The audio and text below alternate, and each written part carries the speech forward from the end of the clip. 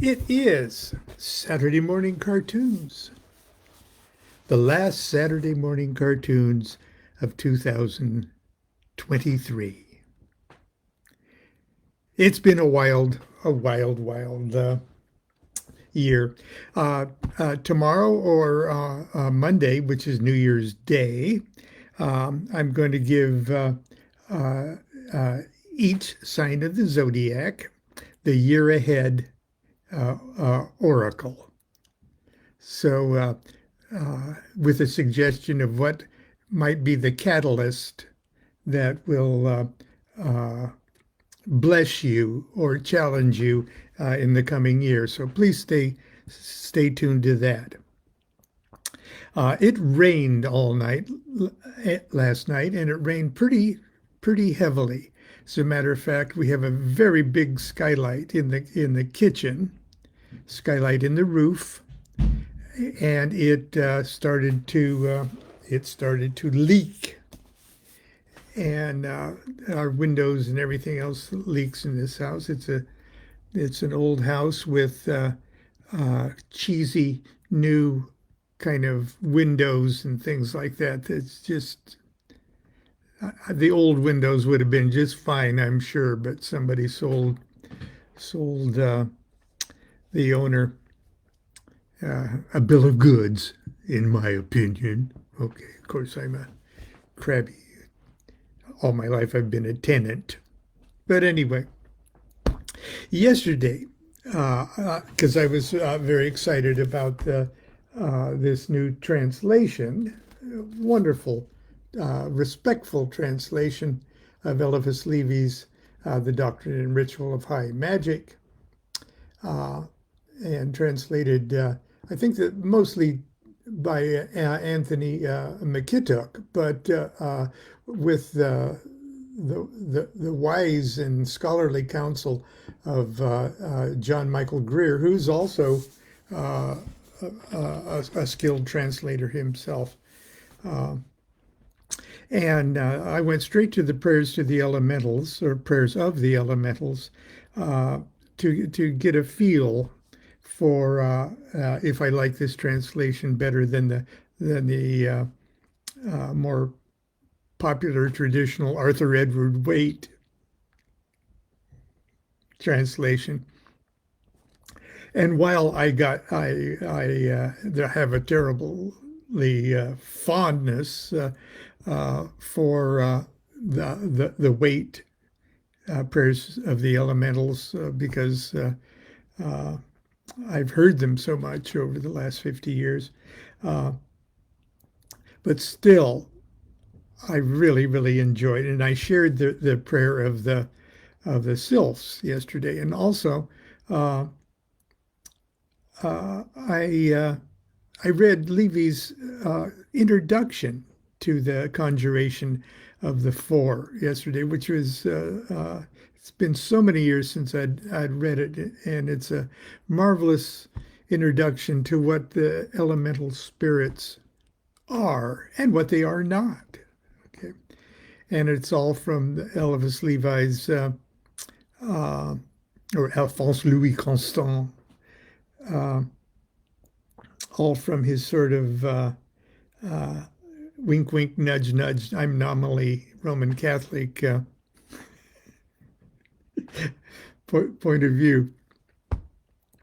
I posted on my Facebook page. Okay, and if you're not watching this on Facebook, uh, I will try to give you a way to track down what I posted. Uh, I posted the opening cut, the first cut of the album Charlie D. Harris and I recorded in 1970 for Epic Records, called Charlie D. and Milo. And the first cut was called Theme from Mount Oread. And I posted a YouTube video, but it's just the audio. It just shows the album cover. And, but the song is called The Theme from Mount Oread. And the lyrics are, well, first of all, I got to tell you that Charlie and I wrote it probably late in 1968 or sometime in 1969 because the recording session was in 1970. Uh, uh, we were sort of mystically bent in those days. You got to remember, I'm what 21 years old or something like that. Uh, but we were very mystical. We liked to take the softer varieties of mind expanding substances, uh, most particularly a very, very fragrant hashish. And we'd get into mellow mood and sit around with our guitars and talk about God and the universe and yoga and Buddhism and things like that. And so we had some time ahead of us, and we had a recording date set. We went down to CBS Studios in Hollywood, and uh, we thought we'd get inspiration to write a song. And we were sort of hippy dippy kind of guys, and we were sitting around, and we had an occult dictionary, and we've done this before on other songs. We'd just sort of take a couple deep breaths and get sort of centered, and we'd reach for that cheesy old occult dictionary and open it up at random and then write a song about what we just bibliomancied, okay? And uh, I turned to elementals. And then it said sylphs and gnomes and undines and salamanders. And then it said something about and but we didn't read too much about it. But it sounded okay. I like that. Sylphs and gnomes and undines too, salamanders. And so we wrote this song. And I posted the song, and it's got it's a beautiful recording of it with the immortal Red Rhodes on steel guitar. Uh, anyway, I posted it. If you're watching this on YouTube, just Google Charlie D and Milo theme from Mount Oread, and you'll hear it. But the lyrics are sylphs and gnomes and undines too, salamanders beckon you. Astrally, I think I've been here before. And yes, I think there's room for one more person. Elves and Bilbo's magic ring, leprechauns and brownie kings. Spacedly, I've the time to see it all. And yes, I think there's room for one more person. My own eye, me mirror be. Neophyte, he turned the key. Paradoxically, I weep to laugh. And yes, I think there's room for one more person. And that's the lyrics. And I have to remind you, this was in 1968. What am I? 20 years old. And this is before the OTO, before Aleister Crowley, before magic. It was just 1960s hippie philosophy.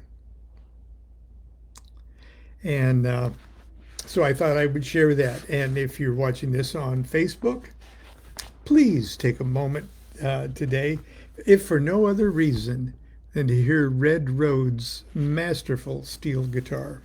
Anyway, yesterday I read not only Levy's introduction, but I read the prayer of the sylphs. Now, Levy goes to a great introduction to each of these prayers, how you prepare, how you mix water and salt, and you say things in Latin over the water and salt, and you exercise, uh, do an exorcism before you do the prayers and stuff. So there's a great deal of hardcore sort of 19th, 17th, 18th, and 19th century kind of French magic that precedes these prayers. But I'm only going to read the prayers because uh, I just want to whet your appetite. And as a matter of fact, literally whet your appetite with the first one. I read the sylphs for air yesterday, and this is the undines. Prayer of the undines. That's the water spirits. Terrible king of the seas, you who hold the keys of the cataracts of the heavens, and who enclose the subterranean waters in the caverns of the earth.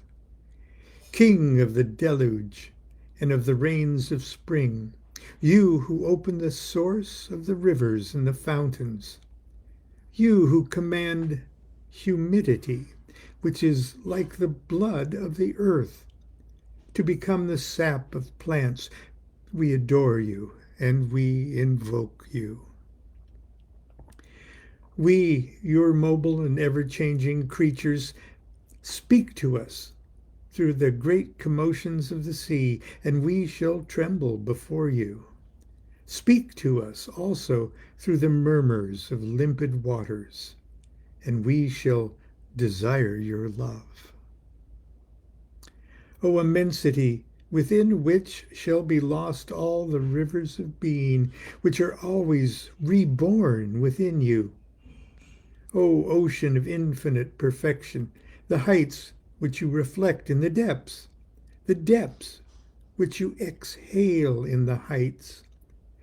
Bring us to immortality through sacrifice, so that we are found to be worthy of offering you a day of water, the blood and the tears for the absolution of our errors.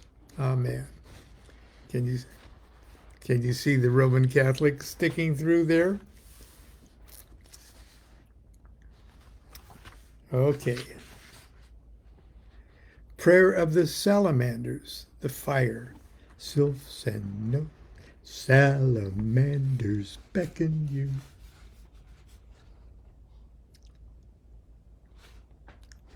Immortal, eternal, ineffable, and uncreated. Now, got to digress for a second. What does he mean by uncreated? The fire elementals are the elementary basement, if you will, to the singularity, the first part of the highest part of the singularity that's broken down into four that we know as Yod, He, Vav, He. And Yod would be the top. Tarot, it's the world of wands. And so that would be fire. So that would be him saying that would be the equivalent of saying you come from a source that needed no source. Unbegotten, in other words. Okay. Uncreated Father of all things, who is carried on a chariot riding ceaselessly on worlds which forever turn. Dominator of the ethereal immensities, where is raised the throne of your power, above which your redoubtable eyes discover all, and your beautiful and holy ears hear all. Grant your children's wishes, whom you have loved since the birth of the centuries. because your golden and great and eternal majesty radiates above the world, the heavens and the stars. You were raised upon them, O sparkling fire. There you light up and maintain yourself through your own splendor. And from your essence comes the boundless rivers of light which nourish your infinite spirit. That infinite spirit nourishes all things and makes that inexhaustible treasure of substance always ready for the generation which it works, and which it appropriates the forms which you impregnated it with since the first cause. From this spirit also originates those very saintly kings who surround your throne and who make up your court. O universal Father, O unique one, O Father of the fortunate mortals and immortals. You created in particular the powers which are so marvelously similar to your eternal thought and your adorable essence. You establish them above the angels who announce your wishes to the world. At last you created us in the third rank in our elemental empire. There our continual exercise is to praise and adore your desires. There we ceaselessly burn with the aspiration to possess you. O Father, O Mother, that most tender of mothers. O admirable archetype of the maternity and of pure love. O Son, flower of the Father, O form of all forms, souls, spirits, harmony and numbers with all things. Amen. That's the prayer of the salamanders. Have you ever seen a salamander? I think I have. Okay.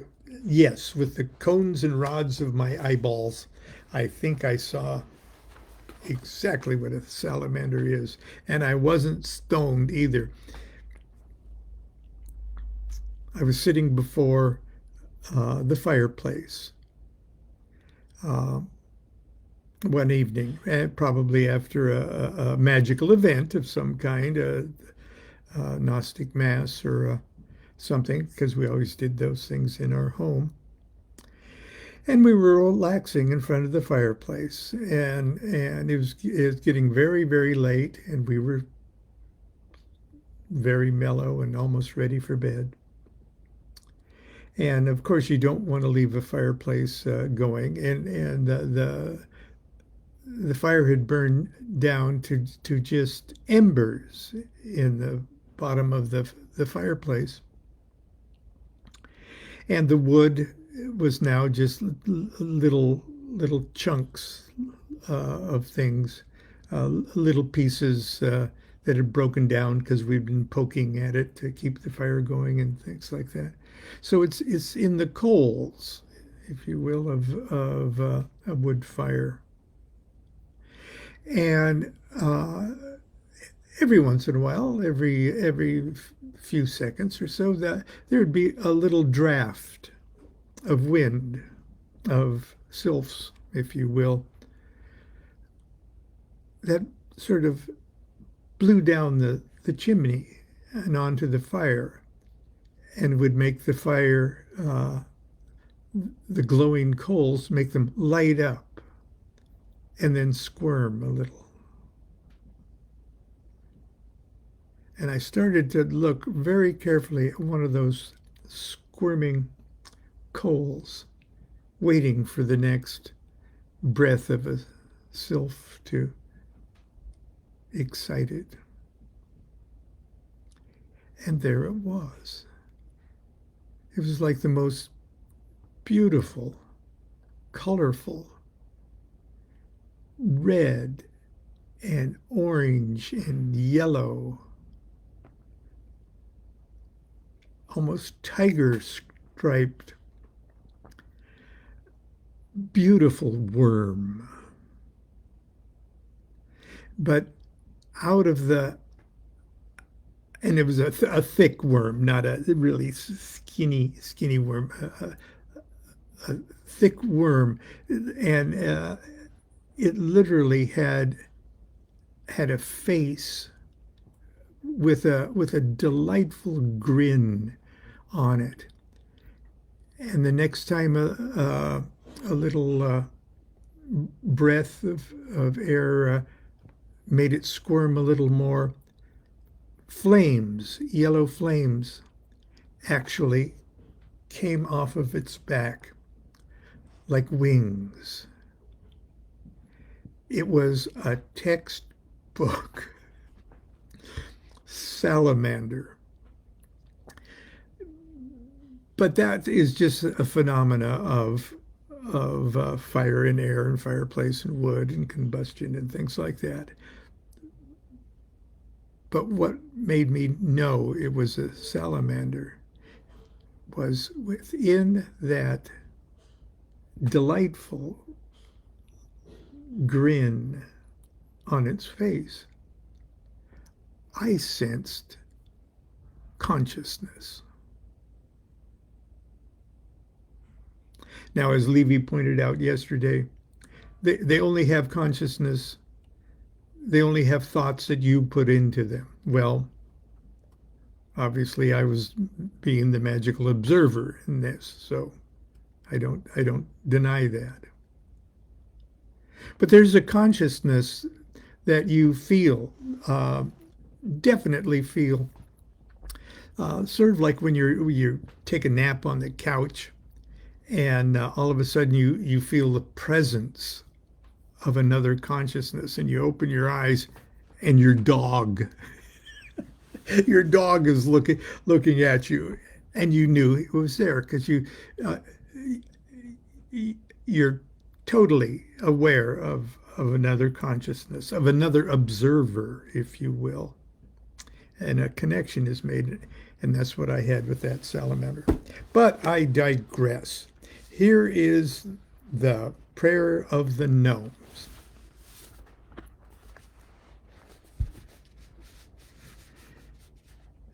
Now, every time I hear the prayer of the gnomes, especially the one that was translated by Arthur Edward Waite, I can't help but hear Leroy Lauer reciting the prayer to the gnomes, which we heard him do under numerous occasions in formal ceremony, which I don't need to get into specifics.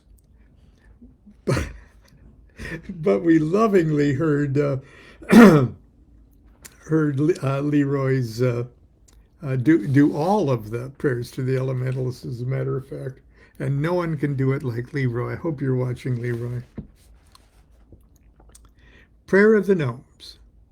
Invisible King, who having taken the earth for support, and who dug the depths in order to fill them with your omnipotence, you whose name makes the vaults of the earth tremble, you who make to flow the seven metals in their veins of stone, monarch of the seven lights, remunerator of the subterranean workers, bring us to the desirable air and to the kingdom of clarity. We keep watch and work without rest. We search and we hope by the 12 stones of the holy city, by the buried talismans, by the magnet nail which goes through the center of the earth. Lord, Lord, Lord, have pity on those who suffer. Enlarge our breasts. Free and raise our heads. Aggrandize us. O stability and movement. O day enveloped by the night. O obscurity veiled with light. O Master, who never keeps to himself the salary of his workers.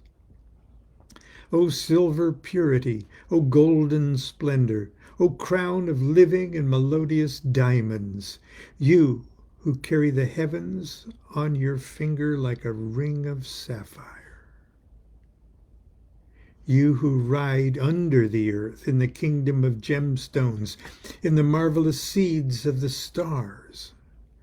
Live, reign, and be the eternal dispenser of the riches whose guardians you have made us. Amen. Now notice that all of these prayers aren't prayers to the elementals. They're prayers of the elementals. Anyway, I've been reading from Doctrine and Ritual of High Magic as a musical extra. I hope you will at least listen once to the Charlie D and Milo posting on Facebook, or if you're watching this on YouTube, Google Charlie D and Milo theme from Mount Oriad. Anyway, that's it for Saturday morning cartoons. I hope to see you tomorrow for the last Sunday school of the year. And until then, continue to be good to yourself, be good to each other. Do what thou wilt, shall be the whole of the law. Love is the law. Love under will.